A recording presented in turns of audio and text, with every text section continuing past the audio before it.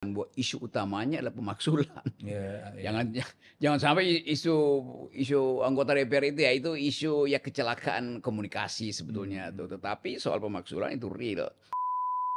Jadi mulai terlihat, mulai ada perencanaan dari mereka yang mulai tersingkir untuk balas dendam dengan memanfaatkan kemarahan rakyat. Nah, bahayanya di situ tuh. Impian Pak Jokowi. Dia akan diselamatkan oleh siapa? Ya bukan oleh Prabowo, bukan oleh masyarakat sipil, bukan oleh jurnalis. Dia akan diselamatkan oleh keluarganya sendiri.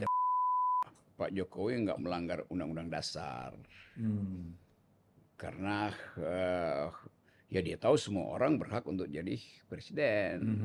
Cuman masalahnya yang dia bayangkan itu masih terlalu anak-anak. Jadi dia tidak melanggar undang-undang dasar, dia melanggar undang-undang perlindungan anak.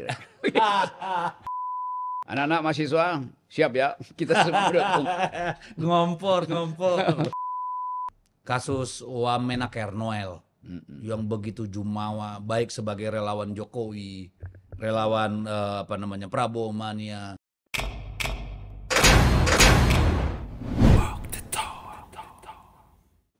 Jumpa lagi di channel DSTV, channel Walk the Talk, yang bukan walk. Kita undang lagi kali ini Bung Rocky Gerung, Profesor Akal Sehat, karena banyak yang nggak sehat belakangan ini. Ada yang takut dimakzulkan, ada yang takut disingkirkan, macam-macam lah. Sehingga agak ramai belakangan ini. Terima kasih sudah datang. Ya, kita ada di forum bukan jumpa lagi, jumpalitan lagi. Oke, tapi sebelum kita sampai ke sana, ke urusan hari ini, saya lihat di di media sosial saya, Bung Rocky di Riau ya kalau nggak salah ya. Riau, itu dengan Kapolri dan Kapolda bicara tentang penyelamatan hutan. Itu gimana ceritanya? Ya itu kawan saya, Jenderal Harry Herman. Itu Kapolda Riau. Kapolda Riau, dan dia riset tentang ekologi itu. Jadi kalau orang tanya, kok dekat Herman terus ya? Ya dia murid saya di UI. Dan lagi nyusun disertasi juga tuh. Dia dokter. Dia dapat doktor di bidang ilmu kepolisian. Dan dia berupaya untuk memperlihatkan bahwa Riau ini itu sumber segala bencana ekologi akan ada di Riau nanti itu. Karena itu Kapolda ini berupaya untuk meneliti secara sangat sempurna variabel apa aja yang memungkinkan orang punya harapan tentang Indonesia mulai dari Riau. Karena itu dia bikin konsep green policing. Jadi polisi itu kan biasanya polisi yang ngatur kriminal. Ini dia mau mengatur kehidupan rakyat di situ supaya betul-betul tidak merusak lingkungan, dan itu dapat attention bagus dari Pak Sigit dari Kapolri. Kan itu mungkin udah dua tiga kali saya ke situ dan bertemu dengan Pak Sigit, dan kelihatannya Kapolri juga menginginkan ada semacam jejak hijau di kalangan coklat. Jejak hijau nih artinya. Jejak hijau beneran, bukan hijau yang loreng-loreng kan. Itu ceritanya. Kenapa saya tanyakan ini? Karena saya juga kan tertarik dengan isu lingkungan sejak lama ya. Bahkan lama berkecimpung di dunia aktivisme lingkungan. Mazhabnya mazhab ekopopulisme. Bukan ekofasisme. Jadi agak beda tuh ya, menyembah burung dan pohon dengan melihat hutan sebagai juga ruang hidup masyarakat ya. Nah, kalau ini kan begini. Situasinya adalah Riau di tahun 80-an itu kan Pak Harto banyak membagi-bagi lahan ya kepada pejabat tinggi Republik ini. Tidak hanya di Riau tapi juga di Kalimantan. HPH dulu namanya tuh. Iya, bukan hanya HPH, ada macam-macam konsesi yang diberikan. Ya. Tapi pada waktu itu hutan itu masih kayu yang diproduksi. Betul. Ngambil kayu aja udah untung gitu kan. Nah, problemnya kan kemudian memang Riau itu wilayah yang katakanlah kalau Sumatera Utara itu kan kelas 1 itu kalau untuk sawit. Ya, Riau tuh ada di bawahnya ya. Karena di Sumatera Utara nggak ada lahan gambut. Ya, di Riau ada. Nah, proses ini kan kemudian mendorong masyarakat ikut membuka lahan. Saya ketika mencalonkan diri di sana tahun 2014 sudah bilang di Riau. Riau ya. Menang tapi disuruh ngalah sama Sekjen almarhum waktu itu ya. Nah, saya sudah bilang ini akan menjadi bom waktu buat Indonesia. Karena apa? Persoalan distribusi agraria yang tidak jelas. Itu kan gitu nih. Tadi pejabat-pejabat yang diberikan tanah oleh Pak Harto zaman dulu itu sudah ngambil kayunya, kan nggak ngerti ngurus sawit. Yes. Ya. Iya, betul. Dia akan jual tuh kepada pengusaha Malaysia, ya. pengusaha Singapura, dan seterusnya. Dan akhirnya yang tersisa buat rakyat adalah Tesonilo. Mau tidak mau, ya karena orang butuh ruang hidup Iya. juga kan, ruang untuk kehidupan yang layak. Iya. Nah ini kan akibat sebenarnya bagi lingkungan, ya bukan penyebab. Ada persoalan negara yang tidak mampu mengatur distribusi keadilan agraria itu di sana. Gimana polisi melihat itu? Ya sekarang orang bicara tentang keadilan agraria. Keadilan agraria artinya keadilan bagi semua makhluk yang memerlukan hutan atau memerlukan tanah. Kan mesti dibagi itu bahwa ada wilayah gajah, ada wilayah masyarakat adat di situ, ada wilayah yang harus balik pada konservasi itu. Nah penataan ini itu membingungkan hari-hari ini tuh. Apakah setelah diambil oleh negara melalui Agrinas misalnya, itu kemudian balik konservasi, atau sebetulnya itu dikembalikan sebagai objek pendapatan negara? Kan masalahnya di situ. Nah saya pikir polisi hanya melihat aspek upaya untuk menyadarkan rakyat, paling nggak mitigasi kerusakan itu. Tentu polisi nggak punya portofolio untuk mengatur apa yang ada di dalam hutan itu kan. Ya. Tetapi bagus betul kalau Kapolda Riau itu memperlihatkan bahwa di banyak tempat juga problem konflik agraria sama aja kan. Ya. Jadi penyelesaian konflik itu yang mesti didasarkan pada pertama kali ada penghormatan pada lingkungan tuh. Dan itu yang saya kira kan itu saya bantu terus pada Kapolda Riau dan bicara di universitas, bicara dengan LSM tuh yang memang keras semua di situ. Tapi perlahan-lahan mereka mulai mengerti bahwa menjaga lingkungan itu adalah bagian dari peradaban. Betul. Nah kemarin misalnya Sungai Kuantan yang kotor sekali itu, sekarang airnya udah bening, udah kayak. Tapi wilayah itu bertahun-tahun menjadi wilayah pertambangan emas liar. Emas liar tuh. Ya, Nah itu saya yang tahu kemudian, persis. iya betul. Itu yang kemudian merkurinya mulai Betul. disingkirkan sehingga publik atau rakyat akhirnya tahu bahwa iya lebih baik melihat sungai yang jernih daripada diuber-uber karena ilegal tuh. Dan yang ilegal itu kan selama ini ada yang melindungi. Ada pasti itu. Ya, kan gitu tuh. Dan perlindungan itu berlapis-lapis tuh. Betul. Ada komandan perlindungan Iya. itu. Dan Nah, kan di situ problem kalau saya lihat Tesonilo itu. Kayak ada proses yang panjang. nah, Di satu sisi ada pengakuan negara terhadap mereka. ya, Dalam bentuk apa? Sertifikat hak milik. ya, Dibangun sekolah, sekolah dasar, SMP sampai SMA. ya, jadi perkampungan Ya, jadi udah. fasilitas lainnya, lalu ditetapkan menjadi desa. Itu kan peran negara di sana, Ya. gitu kan? Nah, lalu kita bertanya, lalu sekarang kita mengatakan, oh mereka ini jahat, merusak lingkungan. Lalu bagaimana menyelesaikan itu? Nah itu negara itu nggak ngerti bahwa dari awal memang sudah ada kesalahan dari negara. Betul? Sebetulnya kan. Rakyat nggak mungkin salah karena dia lapar maka dia cari makan di situ. Lama-lama kemudian ada oligarki yang merasa kayak jadiin tameng aja rakyat ini dikasih tanah segala macam tuh. Jadi yang ilegal juga sebetulnya dia legal. Cuma karena dia nggak ngerti hukum, maka dia sekarang dinyatakan sebagai perampas tuh. Nah itu kelihatannya yang sedang diselesaikan oleh polisi itu. Itu akan diselesaikan. Harus diselesaikan. Karena tuh. ada persoalan lain ketika kita berpikir soal gajah, flora dan fauna yang ada di sana, which is memang tanggung jawab kita terhadap anak cucu kita. Tapi juga ada persoalan real menyangkut 11.000 kepala keluarga. Iya, dan 11.000 yang hari-hari ini nggak bisa nyekolahin anaknya, nggak bisa makan. Nah itu yang saya lihat bahwa belum ada kejelasan dari yang namanya Satgas ini kan. Mau diapain nih? Ini rakyat udah di situ. Dia butuh makanan, dia butuh menjual sedikit dari lahan dia itu sekarang mau dirampas itu kan. Jadi itu yang kalau saya bicara sama Kapolda, dia merasa bahwa dia mesti selesaikan itu tuh. Karena ada hak gajah, ada hak rakyat yang udah bertahun-tahun di situ dan ada kesalahan negara. Betul. Itu. Jadi supaya fair ya mesti dibuka semuanya tuh. Nggak bisa negara mengklaim bahwa ini dikembalikan dulu pada negara baru diredistribusi, nggak bisa. Karena Kalau dari saya awal saya melihat kalau untuk rakyat ini susah sekali mencari pembenaran. Tapi kalau untuk swasta ada yang namanya IPPKH, ada yang namanya alih fungsi lahan. Tapi tidak untuk rakyat, itu nggak berlaku. Jadi yang jahat kan negara sebenarnya sama rakyatnya. negara sebetulnya intinya begini, negara bingung untuk punya pendapatan. Jadi ya dia anything goes, apa aja diambil kan. Tetapi hak kedaulatan terhadap lahan itu adalah milik rakyat. Nggak ada tanah yang jadi milik negara. Semua tanah itu adalah milik dari penghuninya tuh. Jadi negara nggak bisa klaim bahwa itu tanah negara. Nggak ada di dalam konstitusi kita buat Ya. tanah dimiliki oleh negara. Ya, dikuasai. Dikuasai Ya. negara untuk Ada yang kepentingan. sesat ngomong. Ya itu. Jadi banyak prinsip yang sebetulnya harus diluruskan Betul. supaya pemilik asli tanah adalah yang hidup di situ berabad-abad, ratusan tahun beranak pinak di situ, dan mereka betul-betul tune in dengan kondisi awal dari hutan-hutan itu. Kalau saya sih tadinya berharap pada pemerintahan Pak Prabowo. Ya. Yang dilakukan itu loh adalah audit terhadap seluruh pemegang konsesi Ya, itu. HGU dan HTI. Tunggu dulu. HGU dan HTI. Dan HTI.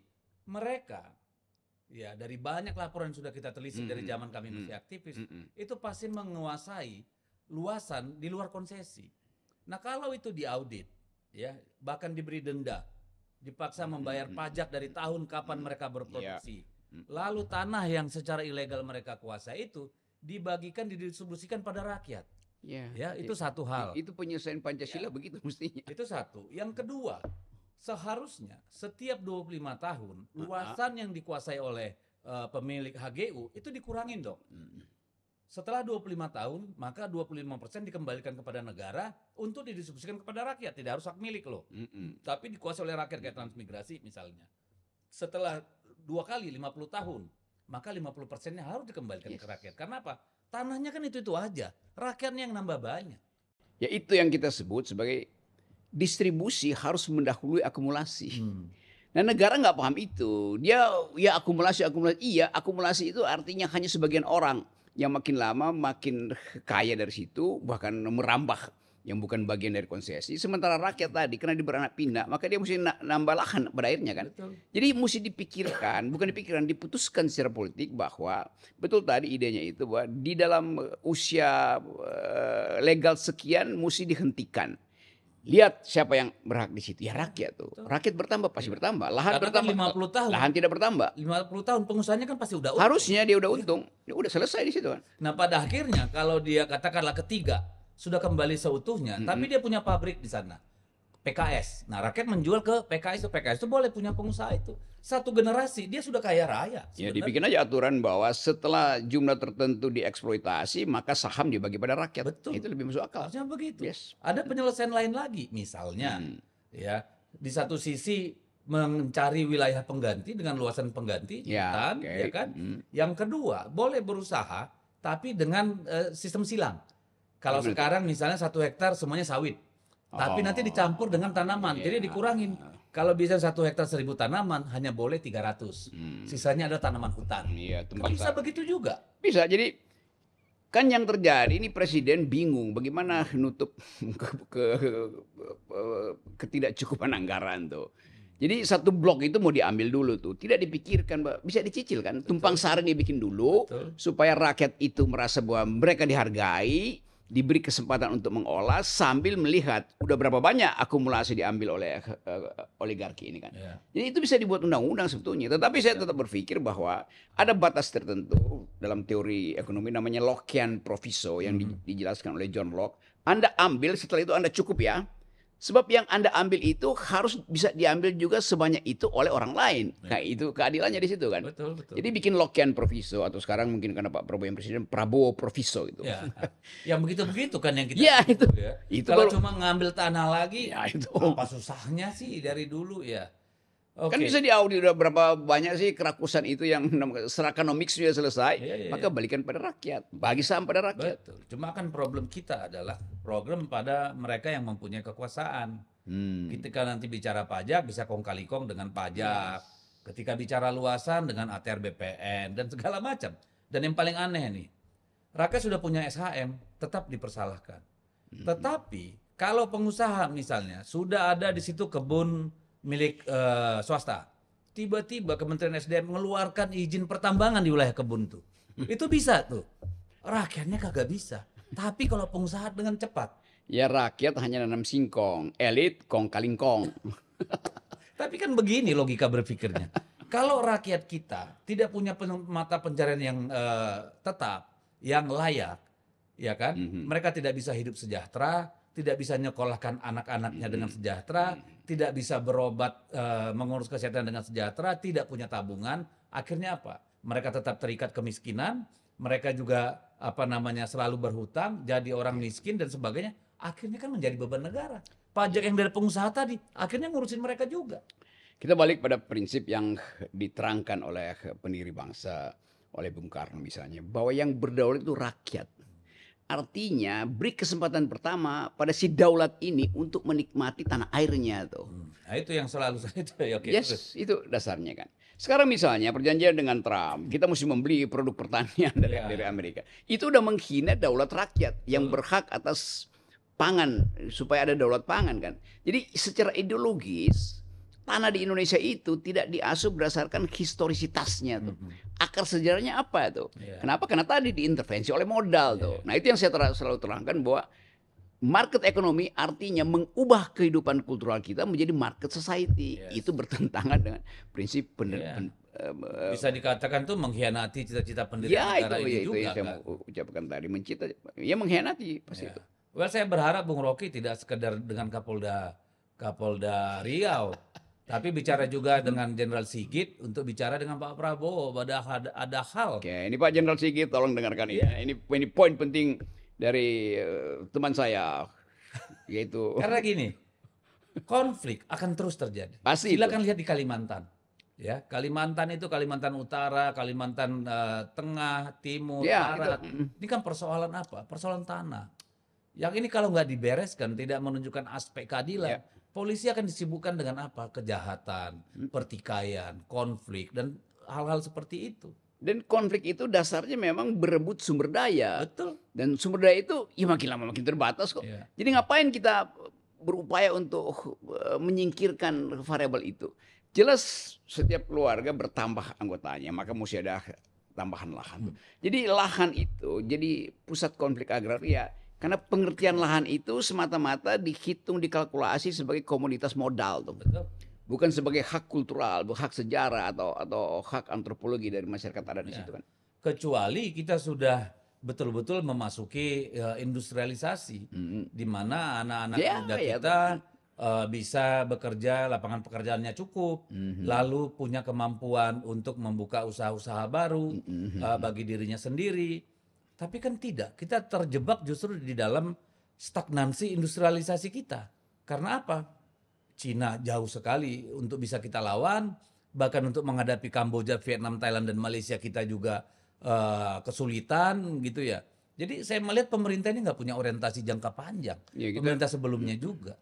Kita bukan stagnan aja, kita mengalami deindustrialisasi. Betul. Dan semua pemain industri besar itu kabur dari Pulau Jawa, sehingga Pulau Jawa kelebihan listrik, lalu diklaim oleh pemerintah kita kelebihan listrik. Iya, kelebihan listrik artinya investasinya pergi, minggat tuh.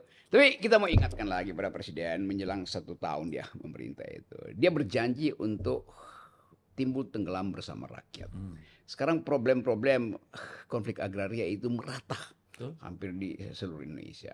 Dan itu mesti diselesaikan secara ideologis, bukan secara teknokratis. Jadi balikkan bahwa tanah itu melekat sebagai sumber kehidupan rakyat dari awal gitu. Nah, pemerintah kita juga akan terjebak dengan apa?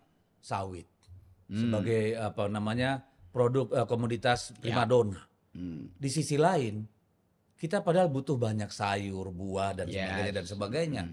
Hampir tidak ada peran signifikan dari pemerintah, juga pemerintah daerah, untuk kemudian mendorong ke arah sana, sehingga generasi yang di bawah ini yang tidak bisa diserap di dunia kerja melihat pertanian juga sebagai sebuah potensi untuk hidup layak gitu.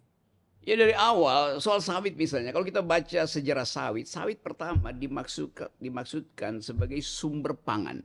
Karena itu di Afrika Utara itu atlet-atletnya kuat banget karena dia jadikan sawit sebagai pangan, bukan untuk produk industri justru kan.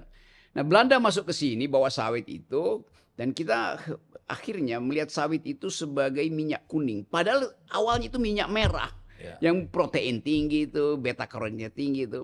Tetapi karena sawit kemudian diandalkan sebagai komoditas, dia berubah dari fungsi pangan menjadi komoditas modal. Kayak itu soalnya tuh. Nah, kemudian kita coba lihat lagi bahwa kita bicara kedaulatan pangan, industri pangan, tapi bukan berbasis pada kearifan lokal.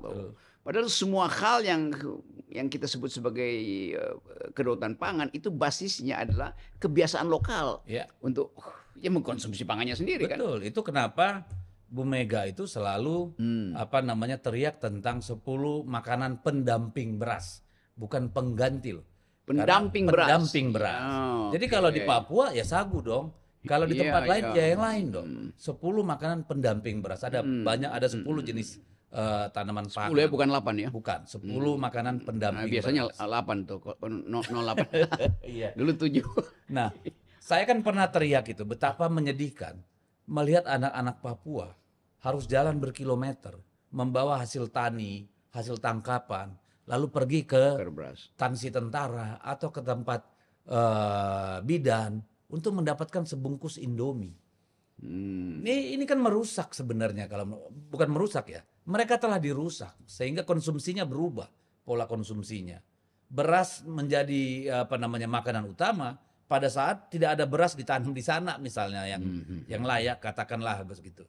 Nah, sekarang kita melihat wilayah seperti Papua Barat Daya atau yang lainnya, itu luasan sawitnya juga udah gila-gilaan. Ini terjadi selama 10 tahun Pak Jokowi, konsesi di sana semakin nambah terus itu. Ya, saya cukup hafal ekologi Papua itu. Papua itu jumlah hutan 37 juta hektar. 80%-nya adalah hutan primer. Dalam hutan primer itu ada 2.000 jenis unggas, ada 600 jenis mamalia, 500 masyarakat adat, semua hal ada di situ. Yes. Itu yang kita Plasma nuftanya luar biasa. luar biasa tuh. Itu yang kita, Biodiversity. ya, karena itu yang kita mau konservasi justru kan. Jadi kalau orang tanya apa yang ada di Papua, ya nggak ada varietas lagi di situ. Semua adalah monokultur itu. Ya. Dan kita akan kehilangan kesempatan untuk bahkan mengklaim ke dunia bahwa kita adalah sumber sebut aja bibit asli dari Asia Tenggara masih ada di situ. Iya. Jadi Sekarang bibit dari Monsanto semua. Santok tuh, dan itu bukan sekedar kita beli, diwajibin oleh Donald Trump itu supaya Makanya. kita pakai produk mereka yang di dalamnya sudah diimplan ke situ tuh racun-racun yang Saya nggak kebayang kenapa nggak misalnya pemerintah daerah atau pemerintah pusat itu kalau kita lahan-lahan di Eropa katakanlah. ya. Itu kan mereka yang tinggal di rural area menjadi peasant itu, menjadi Ya. petani itu punya luasan yang cukup dan bahkan disubsidi oleh negara, diproteksi oleh negara. Kenapa tidak dikonsolidasikan lahan-lahan itu, kemudian rakyat itu menjadi bagian, tetapi wilayah sawahnya itu emang dirawat oleh negara juga. Negara tidak berhasil lagi untuk mengembalikan fungsi kedaulatan rakyat untuk kedaulatan pangan. Karena udah nikmat dengan akumulasi modal di situ kan. Jadi sebetulnya kalau dibilang yang namanya pangan itu apa sih? Bukan bikin orang kenyang, tapi menghormati DNA mereka itu. Kita bilang ya Papua itu DNA apa tuh? Ya sagu. Jadi penyamarataan itu artinya menghilangkan keanekaragaman Indonesia justru. Jadi bukan keanekaragaman politik aja, keanekaragaman hayati itu juga punah itu. Ya. Dan itu yang udah mulai dilihat, dibaca oleh saya baca jurnal-jurnal ilmiah bahwa satu waktu itu punah semua itu yang disebut keanekaragaman itu. Betul. Kenapa? Karena operasi modal itu. Ya itu yang pada intinya market ekonomi akhirnya berubah menjadi market society itu. Karena pemerintah kita sejak Orde Baru ternyata masih menganut trickle down effect itu. Trickle down effect. Seolah-olah kesejahteraan hanya bisa muncul kalau ada yang besar kemudian meneteskan sedikit ke bawah seperti itu. Ya netes juga nggak apa-apa, tapi Ternyata kan nggak netes, larinya ke luar negeri juga. iya, kalaupun netesnya ke oligarki juga tuh. Kan yang kita sebut misalnya oke, netesnya lewat apa ya, trickle down, oke, ya ada redistribusi, ya boleh, tapi itu mesti secara ideologis. Lalu dicari cara yang lebih mudah itu, netesnya melalui CSR. Ya itu konyolnya begitu. Iya. Perusahaan di Papua CSR-nya jatuh ke Solo, kan kacau. Kalau saya melihat akan ada perubahan tempat di mana bom waktu, ledakan bom waktu. Nah, ini kita mau bicara bom waktu. Sumatera Utara, Pulau Sumatera, Sumatera. sudah terjadi dari mulai Aceh sampai Lampung, Kalimantan ini sedang mulai akan mendidih. Ini akan dimulai di Papua dalam waktu beberapa tahun ke depan. Ya kalau kita deteksi misalnya ramalan-ramalan ini, dia ramalan yang betul-betul ya sangat masuk akal akan terjadi. Kan nggak ada upaya, kita ngelihat ada upaya negara untuk mitigasi kan. Kalau kita lihat misalnya Satgas ini, dia bekerja demi apa itu? Oh, demi memastikan bahwa akan ada yang dipajaki di situ, akan ada yang dirampas, maka tabungan negara itu pindah ke kejaksaan, bukan lagi ke Sri Mulyani kan. Jadi, Ya, harusnya dirubah dong. ya, Jangan Satgas penertiban kawasan hutan, tapi penertiban kawasan pajak dong ya, harusnya. jadi begitu akhirnya. Jadi kesempatan kita untuk melihat masa depan itu hilang. Karena Betul. penataan itu dari awal udah ngaco itu. Nah, orang bertanya misalnya, iya Satgas itu setelah konservasi balik ke Agrinas, Agrinas balik lagi ke bisnis. Kan ngaconya begitu Ya. kan. Jadi Yang tadinya dikuasai oleh puluhan ribu rakyat hanya dikuasai satu ya entitas. itu. Itu kan betul-betul apa namanya jalan mundur ya. Ya, jadi kita balik pada keinginan kita untuk melihat Prabowo, kalau dia klaim dia sosialistis, itu mestinya dari awal ide sosialistis itu ada di situ. Yang dalam Pancasila, ide sila kedua dan sila kelima itu kan. Tetapi kelihatannya tidak ada orang yang termasuk presiden kurang memikirkan setelah semuanya itu disosialistiskan yang akan kelola siapa. Nah, ini balik lagi pada setelah nggak bisa kelola karena sawitnya busuk, ya panggil lagi apa sih pengusaha, lu bikin lagi deh. Oke. Dan Ya. lebih berbahaya di beberapa daerah itu konflik agraria berubah menjadi konflik etnis. Pasti. Itu Riau berfungsi. Ya, itu udah mulai berpotensi terjadi di Riau, seperti ya. itu. Nanti Kalimantan berpotensi. Ya. Papua misalnya, kalau food estate itu jadi, ya Oke. 2 juta hektar lahan. Berapa ratus ribu tenaga kerja yang diperlukan ngurusin 2 juta hektar lahan. Kan kebayang nggak? Ya, itu- Tidak mungkin masyarakat Papua. Pasti membawa masyarakat dari Iya, luar. iya, itu. Transmigrasi. Iya. Lah ini kan sumbu konflik nanti, bom waktu nanti. Kenapa tidak secara bertahap sesuai yang ada kekuatan masyarakat di sana untuk kemudian nggak usah terlalu heboh lah 2 juta. 200 ribu aja saya kira udah hebat. Ya, memang sebetulnya ya dicicil supaya menjaga juga kelestarian kultur di situ kan. Begitu dia jadi masif 2 juta hektar itu setiap hari ada 200.000 dikirim dari Jawa orang itu. Maka ya pada pasti itu Iya. friksi etnis akan terjadi di Akan situ. terjadi. Well, oke, mudah-mudahan Bung Rocky bisa banyak bicara dengan teman-teman lah. Bahwa kalau ada konflik agraria juga tidak selamanya karena rakyat jahat ya atau melawan investor atau pengusaha, tapi juga karena perut lapar. Jadi basis dari konflik agraria selalu adalah keinginan untuk menghasilkan keadilan berbasis pada kekayaan kebudayaan kita. Itu dasarnya. Setuju. Nah, kalau pemerintah menganggap bahwa ya pokoknya trickle down aja nanti, itu artinya dia nggak ngerti bahwa sejarah kita itu dimulai dari konflik agraria tuh.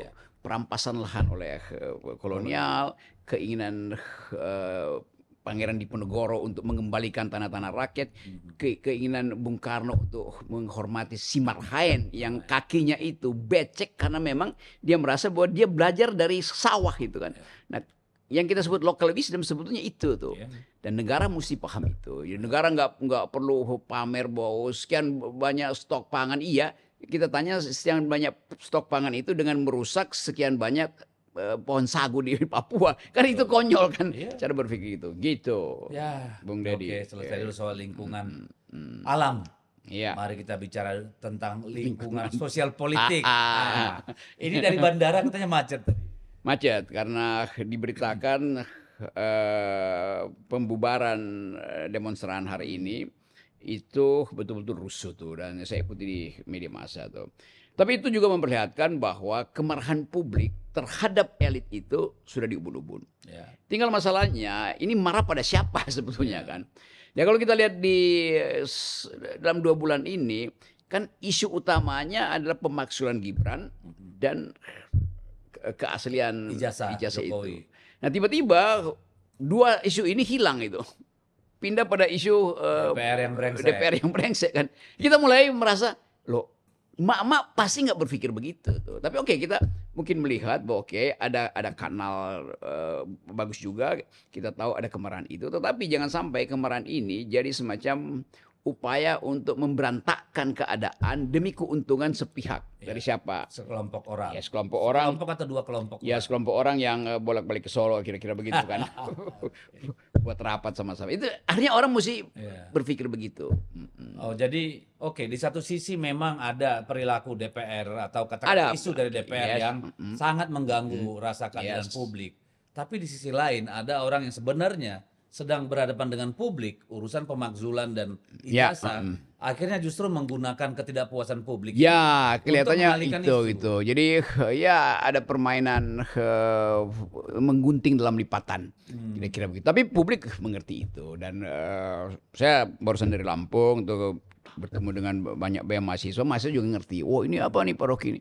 Ini ada yang mau nyolong isu ya. Saya bilang ya pasti menyolong. Kenapa? Ya karena 2 bulan ini seluruh isu politik itu terlihat sebagai upaya untuk mendelegitimasi kekuasaan mantan presiden Jokowi itu. Jadi mereka bertanya rumusnya apa? Ya balas dendam lah dan memanfaatkan situasi itu. Jadi kemarahan publik real adanya, tapi jangan sampai kita ditipu bahwa kemarahan itu kemudian dialihkan untuk kepentingan mereka-mereka yang seharusnya udah masuk bui itu. Oke. Ya memang kita sesalkan ya, misalnya ada anggota DPR yang ngomong bahwa gaji udah 100 juta. Ya. Which is sangat-sangat tidak tepat.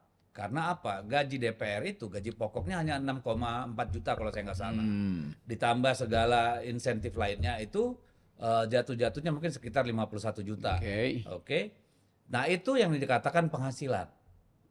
Lalu kemarin, tahun lalu, negara menarik rumah dinas yang sudah 40 tahun lebih ditempati oleh DPR. Karena mayoritas anggota DPR itu kan dari daerah, nggak punya rumah di Jakarta. Nah kemudian negara sesuai dengan aturan yang ada di Kementerian Keuangan memberikan insentif untuk mereka yang tidak punya rumah itu, untuk anggota DPR itu ya bisa menyicil katakanlah rumah atau apartemen, menyewa atau mengontrak dan seterusnya gitu loh. Itu kan bukan pendapatan, itu bukan penghasilan, itu biaya yang dipakai pengganti yang tadinya punya rumah dinas. Nah ini kan langsung diolah sedemikian rupa ya, salah penyampaian atau ketidakpahaman anggota DPR tadi, kemudian disambut rakyat yang sedang dalam posisi kesulitan ekonomi. Dan ini kemudian dibakar oleh pihak tertentu. Ya, poinnya di situ tuh. Bahwa rakyat itu udah kesel. Tiba-tiba ada isu bahwa ya rakyat dipajaki sementara anggota DPR pajaknya ditanggung negara kan. Enggak dong. Enggak. Ya, maksudnya isu itu dibikin lebar begituan tuh. Jadi mulai terlihat, mulai ada perencanaan dari mereka yang mulai tersingkir untuk balas dendam dengan memanfaatkan kemarahan rakyat. Nah, bahayanya di situ tuh. Jadi kita mulai melihat bahwa kekuasaan yang hari-hari ini ada itu harus kita perhatikan gerak-geriknya. Jangan sampai dia justru membuat kebijakan yang akan menjebak dia tuh. Kan itu intinya tuh. Bahwa rakyat marah ya bisa dipahami. Iya, siapapun yang menerangkan dia itu bukan pendapatan, tetapi rakyat menganggap iya itu gede banget. Ya, tentu. Jadi secara nominal ditunjukkan. Jadi, betul, bagi rakyat kita kebanyakan itu angka yang sangat besar. Tetapi angka itu kan datang dari yang namanya appraisal, yang namanya assessment, dan sesuai dengan standar yang ada sebagai lembaga tinggi negara. Nah, kan seperti itu. Nah itu yang kemudian disundul, dikontraskan sebagai isu utama. Ya, dan saya juga kena tuh, ya video saya 1 tahun yang lalu, tiba-tiba ada yang menggal 20 detik. Ya. Isinya apa? Isinya apa? Jangan samakan DPR dengan rakyat. Masya Allah, saya bilang. Konteksnya adalah jangan bandingkan gaji DPR dengan rakyat. Kalau mau bandingkan dengan sesama lembaga tinggi negara. Karena kalau dibandingkan sama rakyat, udah pasti nggak nyambung kan. Ya karena itu tadi mahasiswa nanya itu arahnya kemana? Saya bilang itu ada orang yang dendam pada PDIP itu kira-kira sehingga ada spanduk turunkan Puan Maharani kan. Jadi pemakzulan lagi. Jadi justru itu. Jadi kita mulai melihat di belakang layar ada orkestrasi itu untuk mengatur supaya delegitimasi DPR, maka pemaksulan ketua DPR atau bahkan pemaksulan pimpinan DPR supaya isu tentang pemaksulan Gibran itu berhenti kira-kira begitu. Tapi mak-mak tahu lah pikiran itu. Ya mungkin sekarang mak-mak lagi euforia ikut panci di situ, tapi lama-lama mereka tahu jangan sampai panci kita itu dipakai untuk menghalangi Gibran dimaksulkan. Atau untuk menjatuhkan Presiden Prabowo. Ya kan, itu gitu nih. Intinya begitu. Jadi ujungnya kira begitu. Pantas lagi mempermanis-manis pergi lihat pacu jalur. Ketemu pasukan merah di Kalimantan, besok entah kemana lagi gitu ya. Kan gara-gara pacu jalur tuh didatangin sama seorang tertentu itu, yang juara-juara yang terkenal seluruh dunia itu kalah semua tuh. bawa sial juga ternyata. Ya mestinya dia ikut tanam pohon kan setelah pacu jalur si rapper dari Amerika itu ikut tanam pohon karena diajak sama si Kapola kawan kita itu. Oh, oke. Ini pertama kali rapper dunia itu menghormati kebudayaan Melayu lokal itu, ini lokal kita. wisdomnya itu dan dia ikut tanam pohon tuh. Itu Luar jadi berita biasa. bagus itu. Tetapi kemudian berita itu menjadi tidak bagus karena ada seseorang yang sebetulnya Nggak perlu hadir lah di di situ sana. tuh. Karena berpacu dengan kepalanya sendiri dia nggak mampu apalagi ikut pacu jalur. Saya betul ngelihat juga ada di medsos saya tiba-tiba ngapain sih datang? Ini pada kalah semua nih kan. Ya momentum ya pasti dicari Iya, iya, iya. untuk ya apa ya pencitraan supaya selalu ada berita. Tapi apa emang isu pemakzulan ini masih hidup atau Hidup, ditakutkan hidup hidup terus, ya? hidup terus. Tadi Kan udah pergi nyium-nyium tangan Pak Trisno segala. iya, tetapi dia nyium tangan Trisno nggak tahu ini apa. Ini siapa yang lagi nyium tangan kan Pak Tri juga udah nggak bisa kenal secara sempurna kan. Yang dianggap ya udahlah tangan siapa gitu dia nggak ngerti juga tuh. Tetapi yang ngerti adalah mahasiswa baru nih. Di Lampung tadi mahasiswa baru itu semester 1 mulai diajar oleh senior-seniornya tentang apa itu fufu-fafa, apa itu ijazah palsu. Jadi akan ada terus pewarisan ide itu supaya mengingat bahwa kejahatan tetap ada, kendati yang bersangkutan udah lengser. Kejahatan tetap ada, kendati yang bersangkutan berupaya untuk bikin pencitraan segala macam narasi kan. Iya. Jadi nggak mungkin itu hilang. Nah karena itu saya menghitung bahwa di kepala Mama, di kepala BEM, semua isu publik itu menyangkut dua ide itu, ide pemakzulan dan ide untuk mempersoalkan Ya, ijazah. bisa dipahami karena kedua isu itu kan sebenarnya tidak melulu tentang masa lalu, tapi cara kita menyelamatkan masa depan. Ya itu, betul itu. Iya toh? Karena kalau isu keaslian ijazah itu tidak dituntaskan, maka sangat berisiko dilakukan orang-orang nanti ke depan yang ingin jadi pemimpin juga. Ya, jadi banyak yang ngapain sih soal yang udah itu bukan selesai, itu justru akan berulang kalau nggak diselesaikan tuh. Betul. Poin Sama mendasar dengan itu. soal pemakzulan. Kalau kita biarkan itu tanpa dipertanggungjawabkan secara politik dan moral, maka siapapun bisa menekuk MK, menekuk aturan ya. untuk kepentingan Yes, politik kan. pasti. Itu kan yang sebenarnya sedang dilawan orang. Dan tadi bisa diperlihatkan bahwa rakyat dengan mudah berkumpul untuk isu ketidakadilan. Nah, yang menjadi tugas jurnalis atau tugas para komentator politik atau analis adalah meluruskan bahwa isu utamanya adalah pemakzulan. Ya, Jangan sampai isu anggota DPR itu isu ya kecelakaan komunikasi sebetulnya tuh. Tetapi soal pemakzulan itu real. Karena problem kita dari awal adalah kita tahu ada pembusukan di dalam politik kita karena seseorang yang berkuasa itu menyodorkan anak kecil untuk ikut bermain di dalam lapangan politik yang sering disebutkan paling bahwa tinggi. iya, Presiden in waiting loh. presiden ini Udah ngakunya pembantu presiden. ya Pembantu presiden kan menteri ya. Iya. Wakil presiden itu presiden in waiting. Iya. Dia membantu tugas-tugas presiden, yes. atau Karena presiden tidak mungkin berada di semua tempat. Tapi dia adalah presiden in waiting. iya itu terlalu mewah istilah itu. Mungkin Sebesar itulah harapan kita. iya tapi faktanya dia presiden wannabe gitu.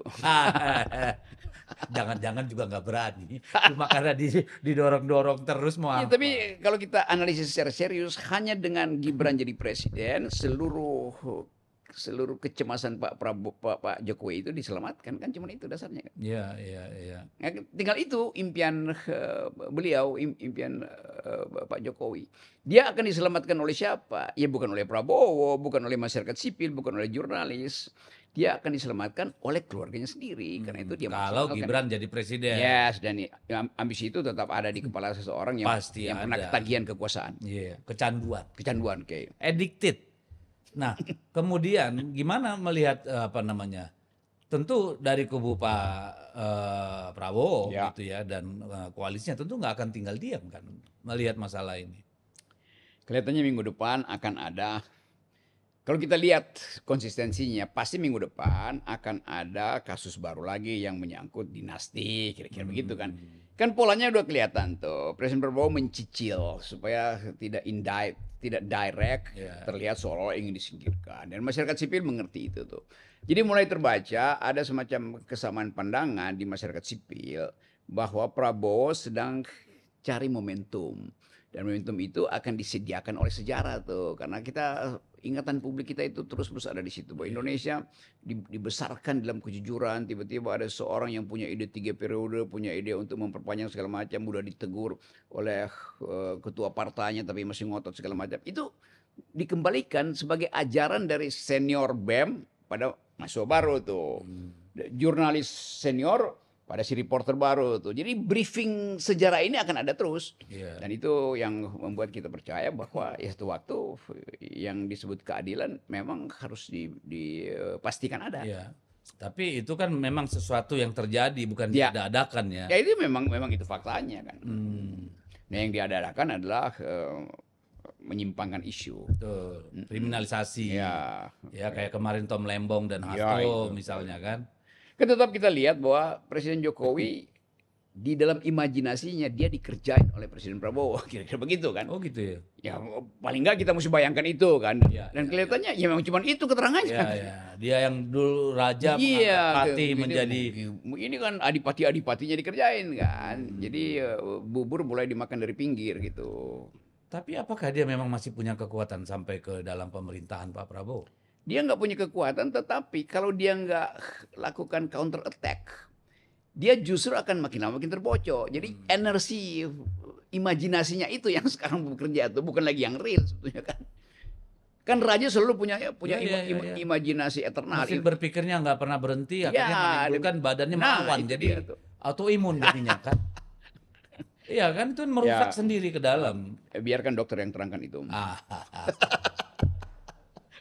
Aduh. Kita cuma lihat gejalanya aja. Iya, kan kita tanya dokter kan, dan itu keterangan dari sana mereka bahwa itu adalah autoimun, itu adalah alergi berat gitu. Tapi dokter nggak mau terangkan bahwa autoimun itu disebabkan oleh imajinasi dia yang memang udah imun secara liar. Imajinasi liar dia udah imun. Karena hasratnya melampaui kepantasan ya. Oke, ya sudahlah kalau begitu. Tapi artinya kita akan melihat terus-menerus tensi pertarungan kekuasaan di tingkat atas kan. Itu bacaannya Bung Rocky. Ya betul, Dad. Itu jadi proxy versus proxy. Jadi terlihat konflik internal mau diekspor keluar itu untuk minta menghitung dukungan publik berapa tuh. Tapi kelihatannya lilinnya makin redup. Dan kalau tiba-tiba kelihatan masih berkuasa bisa mengumpulkan massa, itu kan massa yang dipalsukan di dalam pikiran kan nggak mungkin 2 kali dibikin terus-terus begitu. Karena orang tahu loh ini mau kemana kita, masa anggota DPR-nya di sasaran kita kan. Jadi kejahatan anggota DPR dijumlahkan pun nggak sebanding dengan kejahatan seorang anak kecil yang disodorkan ke dalam wilayah politik kan gitu. Yang anak haram konstitusi tadi ya. Itu saya kira ya memang penting buat anak-anak muda kita tetap mempersoalkan itu. Kenapa? Yang namanya negara hukum, ketika hukum bisa dibengkokin sesuka hati, tidak ada jaminan mereka ke depan akan hidup di sebuah negara yang punya adab hukum yang baik. Betul.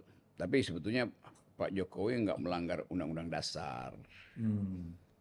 Karena ya dia tahu semua orang berhak untuk jadi presiden.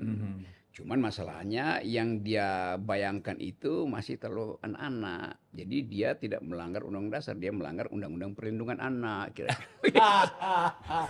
Ya anak kecil kan nggak boleh main di wilayah orang dewasa dong. Berarti sama dengan kerja paksa anak ya, child labor ya? Iya, child labor. Kerja paksa child labor itu bisa bagaimana? Istilah baru nih. Jadi pejabat tinggi di bawah presiden itu namanya child labor. Child labor. Kan itu sama dengan kasus Forbidden City, Puyi. Anak Kaisar kecil. Terakhir ya. Kaisar terakhir. Dinasti Ming jatuh justru karena anak kecil itu dimanfaatkan aja sama punggawa-punggawa dia itu. Saatnya lain harus menghadapi invasi Inggris, Amerika, Jepang. Kayak sekarang kita menghadapi geopolitik. Geopolitik ya betul, ini mirip. Itu deh. Jadi apa harapan kita ini? Tetap kita menghitung bahwa kepastian politik harus hadir melalui radical break. Jadi menjelang 1 tahun. Radical break itu maksudnya kan biar jelas nih sama pemirsa. Iya. Semacam rem kejut ya. Rem kejut, kemudian akselerasi baru kan begitu kan. Nah kita melihat Pak Prabowo bukan seberani apa, setaktis apa untuk membaca pikiran publik. Publik menghendaki radical break. Singkirkan yang lama itu, gantikan pas rem, pasang ya kalau bisa pasang booster untuk naikkan speed, kan itu intinya kan. Jadi yang jelas bahwa di kepala orang ini Presiden Prabowo harus ambil jarak dari Solo, kan gampang kan pikiran itu kan. Nah ini kita mau hitung sekarang tuh. Kalau dia tidak bisa lakukan itu, maka kesulitan ekonomi akan crossfire dengan kegelisahan politik. Dan itu bisa betul-betul menimbulkan ya reformasi jilid 2 segala macam tuh. Ya, jadi kalau anak-anak mahasiswa minta pemakzulan, saya pribadi akan ikut dukung. Oke.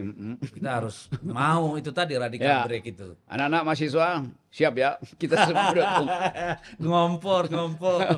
Tapi ikuti jalan pikiran akal sehat. Yes. Itu. Ikuti juga aturan hukum, aturan main, Ya, adab yang benar. Dan yang lebih penting, aparat itu jangan halangi mahasiswa untuk demo. Karena yang tadi itu ya pimpinan mahasiswa nggak ada di situ. Ya, jadi kita mulai melihat ini dari mana masanya itu. Tetapi kita hormati itu bahwa betul-betul kan rakyat marah. Yang lagi rame sekarang itu yang pakai baju one piece. Ya. Itu kan apa namanya, orang yang kemarin ikut reuni katanya di Jogja Fakultas Kehutanan yang tanpa jurusan. Nah itu mulai terlihat sebetulnya. Ini apa namanya ya, ini laskar dari mana nih tiba-tiba pegang mic di situ. Itu. Aduh, ya sudah ini soal itu. Kita tunggu aja nanti kapan ini DPR atau Pak Prabowo mau dorong yang namanya radical break tadi. Radical break. Yang jadi pemberitaan 2-3 hari ini. Kasus Wamenaker Noel yang begitu jumawa, baik sebagai relawan Jokowi, relawan Prabowo mania, lalu kemudian Wamenaker selalu bikin gebrakan. Dari awal saya sudah bilang sebenarnya jangan taruh mania itu maniak. Gitu. Tapi dia pakai juga itu maniak. Gimana Bung Rocky melihat ini? Kan kita kenal kawan ini Noel. Saya kenal dari zaman reformasi segala macam. Saya kenal dari zaman dia masih di jalan. Yes, itu. Dan kita berupaya untuk menjaga sebetulnya momentum di mana para aktivis kita persilahkan masuk istana. Tetapi kita dulu bikin perjanjian. Kalian masuk dalam sistem, tetapi kalian minta izin pada yang di luar sistem. Kan etikanya begitu kan. Yang terjadi justru ketika mereka masuk dalam sistem, dia merasa bahwa nggak perlu melapor ke luar sistem. Maka dia going native di situ tuh. Asik sendiri itu. Merasa udah besar. Hanya kejebak aja di situ. Jadi kalau saudara Noel tiba-tiba mondar-mandir di banyak perusahaan, bentak-bentak, kita yang mengerti itu kelihatannya kok ini too good to be true gitu. Sama persis dalam bahasa saya. Ini ada yang agak palsu di situ kan. Nah, makin lama kita mulai nangkap bahwa ya yang disebut sebagai kenikmatan kekuasaan itu tidak dikendalikan lagi melalui doktrin masyarakat sipil yang membesarkan mereka tuh. Itu yang terjadi loh. Jadi kan akhirnya orang mulai bertanya-tanya. Kalau melihat gagahnya sih, keberpihakannya luar biasa, narasinya luar biasa. Tapi ternyata itu kan hanya topeng. Nah, di belakang habis datang ke pabrik tetap juga malak. Di kantor ada orang ngurus izin sertifikat dipalak. Ini akhirnya kan orang nggak percaya gitu ya. Pejabat nih kalau terlalu baik di depan kamera, apa sebenarnya memang seperti itu? Kita mau lihat dia datang dari kandang mana, dibesarkan di kandang mana? Ya kandang Jokowers. Kan gampang. Ya. Bung Rocky pernah bilang Jokowi lagi. Noel itu perwakilan Jokowi yang rakus atau apa gimana? Ya akhirnya ide bahwa Jokowi masih berkuasa tanpa sadar dimanfaatkan. Padahal aura itu udah hilang kan. Jadi dia merasa, atau jangan dialah, mereka merasa, karena akan ada mereka lain ini yang lakukan hal yang sama, yang belum kena aja kan. Bahwa dia nggak di-watch lagi itu. Padahal justru ketika dia diuji dalam kepemimpinan dia mestinya sadar bahwa ini ya ada sesuatu yang bakal jadi tragis dalam kehidupan politik dia kan. Tapi karena udah dibiasakan di dalam kultur yang meres, nyolong, demi apa? Ya demi memuliakan politik yang disebut politik dinasti itu. Jadi ide bahwa dia sebetulnya bagian dari masyarakat sipil untuk mengubah kultur sebelumnya hilang aja. Hilang. Pada akhirnya yang terjadi adalah balas dendam kemiskinan dan balas dendam kekuasaan. Mereka yang dulu tidak bisa menikmati patron-patron yang dia bayangkan, Bukan punya nggak bisa akses. menikmati, udah pernah menikmati tapi kemudian putus karena rajanya hilang aura. Iya, iya. Ya terpaksa inisiatif sendiri. Ya kan tadi ada dua problem di situ. Ah, Pemimpin atau pimpinan yang banci kamera gitu ya, ketagihan kamera. Haruskah kita curigai? Ada KDM, ada Gubernur Kalimantan, mulai bukan Maluku Utara.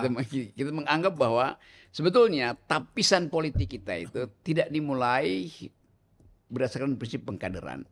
Dia dikader di kamera sebetulnya kan. Nah itu ketagihan terus. Jadi ini kesempatan baik bagi kita untuk mulai menerangkan pada publik bahwa berada di luar kekuasaan itu justru itu yang akan memuliakan demokrasi, memuliakan Yes. kedaulatan rakyat. Jadi yang menjaga kekuasaan itu bukan dari dalam, memang harus dari Harus luar. dari luar.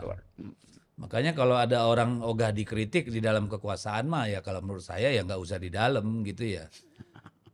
Walaupun memang banyak yang by agenda kan apa namanya dalam dunia medsos sekarang ini yang namanya hoax dan fitnah itu kan dengan sangat mudah dengan AI dan sebagainya. Ya betul, dan audit eksternal itu lebih bermutu daripada audit internal. Itu diperlukan auditor publik tuh. Kalau auditor perusahaan mah itu financial engineering Iya, gitu. iya. Jadi kita mulai dengan prinsip bahwa begitu banyak orang yang di awal sebetulnya diandalkan oleh masyarakat sipil. Iya. Akhirnya tergelincir tuh karena tadi keserakahan itu, kerakusan.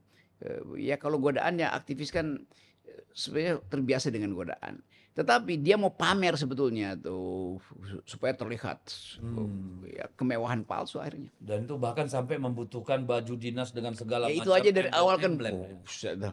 Ini udah apa namanya? Udah kayak Panglima Napoleon Bonaparte apa si Singamangaraja. Padahal kalau dia datang dengan kebersihan hati menyelesaikan Nah, masalah, itu. orang kan pasti Ya. akan nurut ya. Jadi dari awal kelihatan kok angkuh betul ya gitu. Nah, kesempatan ini belajar, banyak mahasiswa baru yang mulai belajar bahwa ya dia nggak percaya akhirnya pada para aktivis itu kan, dan mereka berhak untuk tidak percaya itu. Betul, betul, betul. Ya ironi sih sebenarnya. Nah, itu ya. kata yang Ironi ironi ketika aja.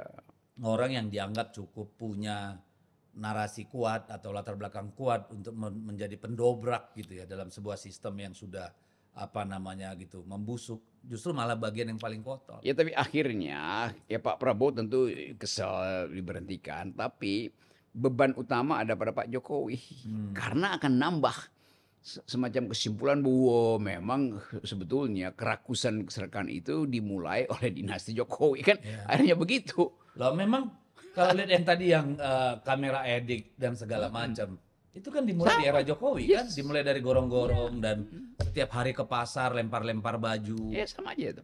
Kan dari sana sebenarnya mereka ini belajar gitu ya. Itu warisan Pak Jokowi yang mungkin akan terus dipelajari oleh ahli sejarah itu. Itu kepongahan, kemunafikan akhirnya jadi nama utama dari dinasti Jokowi, dan di dalamnya masih bergerombol di situ ajudan-ajudan dinasti ini di kabinet Pak Jokowi, kabinet Pak Prabowo, dan pasti orang-orang Pak Prabowo mulai bikin semacam kesimpulan kalau begitu dicicil aja tuh apa namanya Itunya lah, ya ngertilah kita. kan nggak bisa dihilangkan paksa kan. Ya, betul. Nah, tapi kan ada satu lagi yang disumbangkan Pak Jokowi yang menimbulkan kerusakan demokrasi kita. Kalau menurut saya, Ya. relawan-relawan, kelompok-kelompok relawan yang di berbagai negara, dimanapun di dunia, yang namanya volunteer, ya relawan itu adalah mereka-mereka yang tergerak oleh visi maupun rekam jejak seorang calon yang setelah berhasil memenangkan maka kembali ke habitatnya masing-masing. Tetapi oleh Jokowi ini dijadikan semacam kendaraan untuk berhadapan dengan partai politik, berhadapan dengan orang-orang yang tidak suka pada dia, faksi-faksi lain di masyarakat, dan pada akhirnya ini menjadi entitas-entitas yang masuk menjadi virus di dalam apa namanya pemerintahan, Ya ini dalam yang BUMN di mana-mana. Ini dulu yang ditulis oleh siapa yang tulis 1984 itu George Orwell Orwell ya. sebagai peternakan politik. Sebenarnya kan animal farm sebetulnya kan. Makanya ada istilah termul itu ya. Ya termul akhirnya tuh. Jadi karena diternakan maka si tokoh tadi apa kalimat pertama buku 1984 itu the big brother is Brother. watching you gitu. Jadi kesempatan kita untuk melihat Anda relawan, Anda tahu batas itu. Di Amerika kan relawan, this is my share, saya bantu. Dia balik ke habitat awalnya. Ini enggak, share-nya dia itu dia minta dikembalikan dalam bentuk jabatan komisaris, jabatan menteri segala macam. Kan Akses konyol. ke kementerian. Jadi dia bukan relawan sebetulnya tuh pada akhirnya dia adalah ya Petualang politik sebenarnya. Ya, Aktor politik. Apa namanya nih? Benalu demokrasi. Ya, benalu demokrasi. Lebih tepat benalu demokrasi. Ya andaikan tidak, ya coba gini aja deh. Setelah Pak Jokowi mau mengakhiri masa jabatan, mungkin 2 tahun kurangnya gitu ya. Kalau kita lihat media, yang berbuih-buih bertegang urat leher panjang itu kan bukan lagi dari partai-partai politik yang mengusung mendukung dia, tapi dari relawan-relawan yang tadinya itu. Jadi relawan istilahnya benalu betul tuh. Karena memang dari awal nih relawan kan mesti relawan itu profesional, yang nggak punya kepentingan politik, bahkan ibu rumah tangga, dokter, insinyur kan gitu-gitu. Ini relawan yang cari makan. Masa relawan cari makan? Relawan mesti ngasih makan pada orang yang dia ingin. Dan kedudukannya bisa lebih tinggi dari partai politik. Setiap saat bisa ke istana, ketemu Kapolri, Panglima, Menteri. Which is yang partai politik aja nggak punya kemewahan itu. Ini karena ini relawan yang diproduksi dari pasar pramuka itu kan. Udah terbakar. Terbakar apa dibakar ya. Nah tapi Bung Rocky melihat apakah Pak Prabowo juga mengikuti jalan yang sama nih. Setelah dia berkuasa, kelompok-kelompok relawan itu juga nempel di di badan kekuasaan. Setiap penguasa pasti membutuhkan relawan. Sekarang problemnya si relawan ini berkualitas untuk menjaga polisi atau nempel pada polisi. Kan relawan Prabowo apa? Ya partainya ada partai di situ kan. Kita nggak lihat ya apalagi kan udah nggak ada yang namanya underbow Gerindra itu kan yang hanya bekerja pada waktu pemilu. Yes. Nah karena itu relawan Pak Prabowo sekarang adalah PDIP Perjuangan gitu. Karena Ibu Mega bilang bantu. Tapi dengan sukarela. Kan itu dasarnya kan. Jadi Ibu Mega poin etisnya kuat betul kan. Bantu pemerintah itu. Tetapi bukan bagian dari pemerintah tuh. Nah itu penting. Iya, nggak ada guling. Nggak ada trade off di situ tuh. Karena secara ideologis Ibu Mega merasa ya ada program-program yang betul-betul pro rakyat itu. Terutama kedaulatan pangan. Nah, selalu menjadi poin concern Bu Mega dan kemudian soal lingkungan hidup. Poin yang selalu menjadi isu bagi Bu Mega. Setiap kali bertemu dengan kami DPP. Jadi itu juga unik tuh. Oh sama satu lagi soal haki. Begitu banyak yang harusnya kita bisa daftarkan di haki paten dan sebagainya. 3 hal itu tadi. Kedaulatan pangan ya, lalu soal lingkungan ya, ketiga soal haki. Itu uniknya tuh. Dan itu selalu hanya ada pada sifat dasar ethics of care pada perempuan tuh. Pangan itu betul-betul mencemaskan karena sebagai perempuan kehidupan domestik itu dasarnya adalah kecukupan pangan kan. Dasarnya itu. Yang kedua lingkungan. Karena merasa bahwa di dalam lingkungan yang rusak itu generasi itu juga bisa larut dalam kerusakan itu. Dan yang terakhir tadi hak atas kekayaan intelektual. Jadi penghormatan terhadap daya cipta. Kebudayaan. Jadi local wisdom. Itu jarang betul ada pemimpin yang pemimpin biasa udah makroekonomi, udah aturan politik selesai. Tapi secara etis Megawati menuntun negeri ini untuk peduli pada 3 hal itu. Bahwa pangan harus tersedia dan pangan itu bukan beras. Beras bisa tidak tersedia, tapi kalau pangan tersedia, kehidupan lokal itu tumbuh secara otentik. Makanya misalnya dalam kasus food estate, ketika kabar itu muncul, Bu Mega langsung nyari. Karena ketika bicara 2 juta lahan sawah food estate, Bu Mega kan langsung mikir, bibitnya dari mana? Cek ke tempat pembibitan saya lupa pusat pembibitan kita. Apakah ada rencana atau anggaran disiapkan untuk pembuatan bibit-bibit tanaman itu gitu. Dan ternyata belum ada gitu. Jadi memang ini concern di Komisi 4 diminta untuk terus mendorong itu. Karena apa? Ada 3 penyebab selalu kehancuran di dunia ini. Yang pertama itu adalah kelaparan. Ya. Dari ribuan tahun lalu seperti itu. Yang kedua pandemi. Ya terkait kesehatan. Iya. Ya. Siklusnya selalu ada itu. Dan yang ketiga apa? Perang. Ya. Nah, yang bisa kita kontrol mana? Kan cuma kelaparan. Namanya pandemi kita ngontrolnya gimana? Namanya perang juga, ya mungkin sekarang sedikit bisa, tapi terbukti kan nggak juga. Nah itu kenapa pangan memang soal hidup matinya orang kan sebenarnya. Ya jadi kalau kita baca cara Ibu Mega melihat bangsa ini harus diselamatkan. Pertama-tama di dalam keanekaragaman hayati dia. Karena kita hidup dari awal begitu. Kita bertahan, gerilyawan itu ngasih ubi, jagung pada Jenderal Sudirman tuh. Dan keterbatasan kita hari ini disebabkan karena kita menganggap kita tidak cukup. Padahal kita dicukupkan oleh alam tuh. Nah Megawati sebagai pencinta tanaman, dia mengerti bahwa bunga bisa bicara pada dia tuh. Bahwa harumnya tanah itu menimbulkan rasa patriotisme kan. Nah itu yang kita maksud, yang disebut kepemimpinan yang merakyat itu ya betul-betul paham tentang kehidupan sejarah, kehidupan kebudayaan kita tuh. Nah kebanyakan menteri kita ya teknokrat doang itu. Dan teknokrat itu politik teknokrat, kebijakan teknokrat itu tanya aja pada artificial intelligence mau bikin apa itu, kuantifikasinya jalan.